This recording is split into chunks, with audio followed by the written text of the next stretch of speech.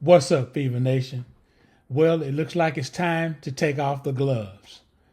There are going to be people arguing for Stephanie White, and there are going to be people arguing for Caitlin Clark. If you all have been watching my content, you know where I stand. This is a players' league. Nobody turns on a TV set. Nobody buys a ticket to watch a coach walk up and down the sidelines looking as if they know what they're doing. People turn on the TV to see players, to see activity, to see talent, if you will. Now, let's look at this first quarter. Normally, when the Fever start out with 37 points in most games, if you go back and look at their history, they have lost very few games when they score this many points in a quarter. I want to say a first quarter, because this team is about momentum, especially when you have a superstar, the best transition player in the game, Caitlin Clark. When you start out like this, the tone is set. The tone is set. Now, I want you to look at this. They gave up 30. They scored 37. You remember in the famous interview, Stephanie White said, we're not going to outscore teams in this league. Sometimes when she talks, I don't know if I get dumber or the more she says, the less she knows. 37 points, Fever Nation. Whose system are they running when they score 37 points? Because the next three quarters looks like Stephanie White's system. The first quarter, it looks like it's Caitlin Clark driven system. Get the ball up and down the floor. Get into your transition game. Try to attack the defense before they set. And let's pick and roll. Let's do things that they're not going to expect, that you can't watch and study on film. Because if they run Stephanie White's system, then everything becomes predictable. Everyone's play becomes predictable. When you see a Caitlin Clark standing away from the ball, looking for these players to try and make a play with the ball, it looks broken down. It looks broken up. It's as if they don't know what they're doing unless Caitlin has the ball in her hands. If she's not leading the offense, they look lost. They look lost. And she stands over there sometimes and she's pointing at where players are supposed to be. Now, I had a person in my comments said we weren't arguing, but there was a debate whether or not Raven Johnson was a point guard. I said Raven Johnson was not a point guard. Raven Johnson was only responsibility when she was at South Carolina was get the ball across half court, find the first person open and pass the ball to them and make your cut. That was her responsibility. She was not asked to be a playmaker. Don Staley didn't pile a bunch of responsibility upon Raven Johnson. Your typical point guard is your quarterback of the team. They know the offense backwards and forwards. They know everyone's responsibility, and when those players are out of position, they put those players into position. Raven Johnson was not asked to do that at South Carolina. Caitlin Clark has been doing that most of her life. Possibly when she was playing as a young schoolgirl, as a young 4th, 5th grader in school, when she started playing basketball, whenever that was. I don't know if it was 4th or 5th grade. I'm just trying to give you some background on what it means to play point guard, because some people are confused when they see a person bringing the ball up the floor. They say, that's the point guard. No. Playing the position and running the position is two different things. If you're still not clear on what a point guard is, leave a comment and I'll address it in the comment section. Now, back to where we left off. 37 points in the first quarter. I've always said that the Fever is going to be one of the highest scoring teams in the league in the first quarter. They're going to score the most points. I bet you they missed a couple of layups. I bet you they did. This video is not about layups. You all know my metrics for winning. I made that clear. What I want to talk about is how does the Fever move forward?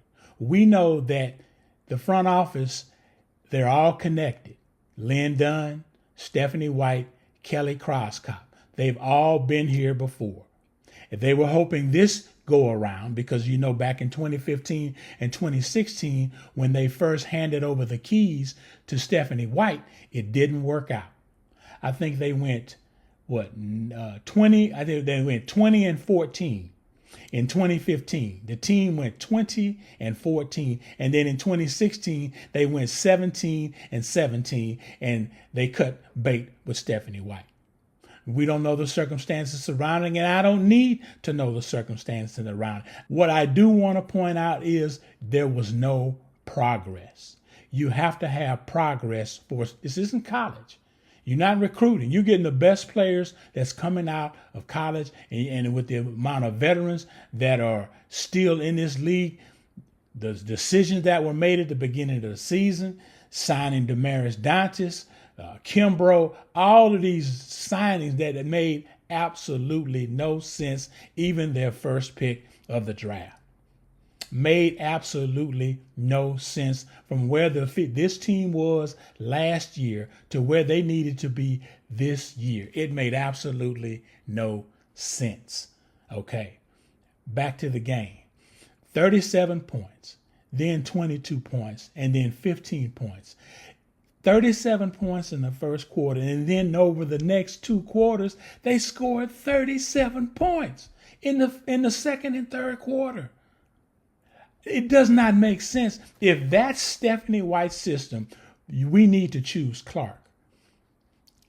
I'm choosing Clark anyway. If I didn't even know Stephanie White has done nothing in her coaching career to suggest you choose her over the best player in the game, the face of the league, the franchise player. I did a video, Paul Westhead, Magic Johnson. That's where we are right now with Stephanie White. Stephanie White, some way, bizarrely thinks she's relevant. She thinks that her system is relevant. Can anyone leave a comment, do a video? Can anyone explain to me what Stephanie White's system is and who has prospered under it?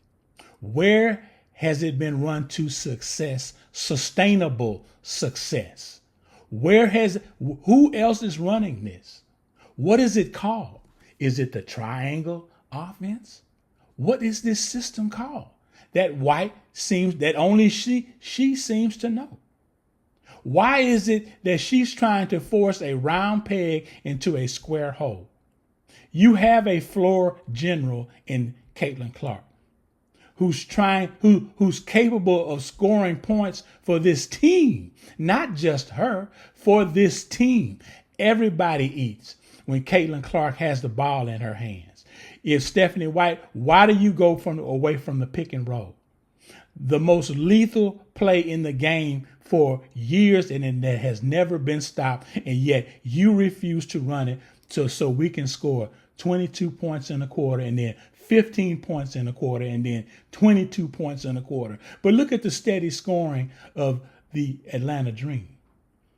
Look how steady their scoring was. Look how consistent these numbers were.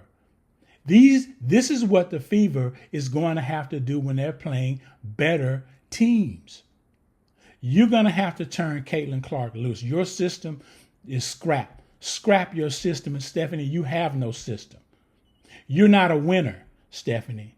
It didn't work in Connecticut.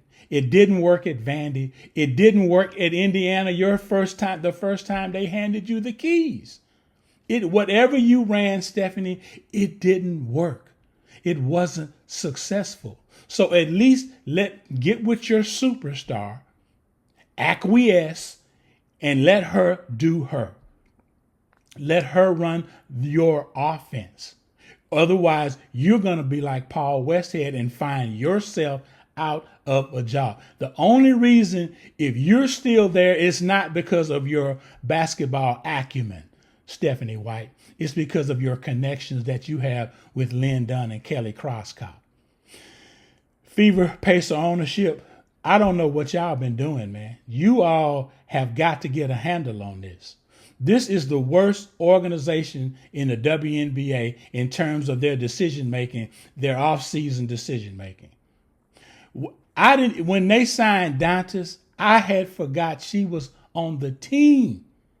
And they signed her like that was a huge signing. You have a player that you drafted. She's on the developmental roster, possibly the best three-point shooter on the team.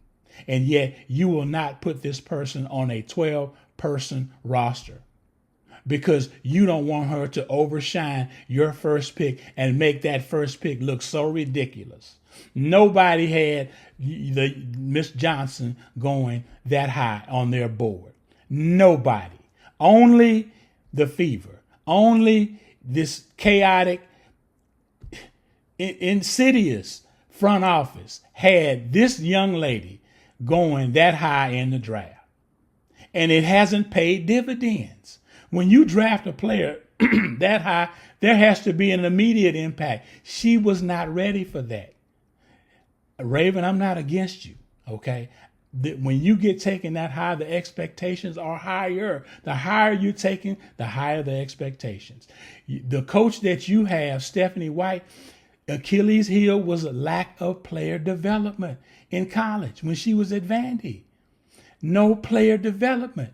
No clear definitive roles in her system. What is her system? If Stephanie White, if this is your system, 22 points, 15 points, 22 points. How do you go from 37 points in the first quarter to 22, 15, and 22 for the rest of the game?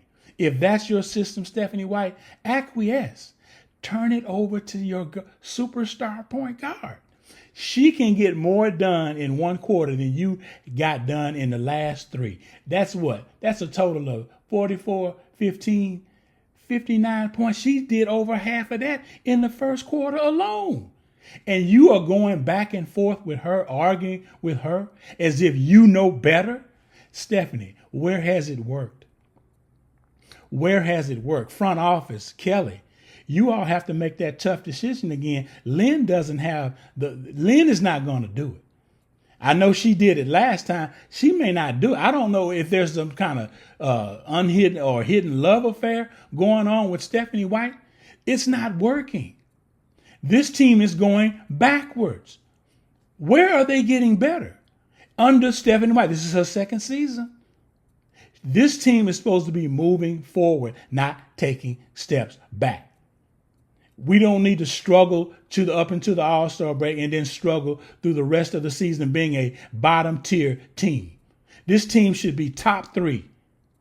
This team is good enough to be top three if you put the ball in the hands of your transformational player. Stephanie White, acquiesce. Step down, step away. Lynn Dunn, if you're pushing this division behind the scenes, if you all have to push propaganda through YouTube content creators to try and make your point, you've already lost. Like, comment, share, and subscribe. You all have a blessed day. I'm out.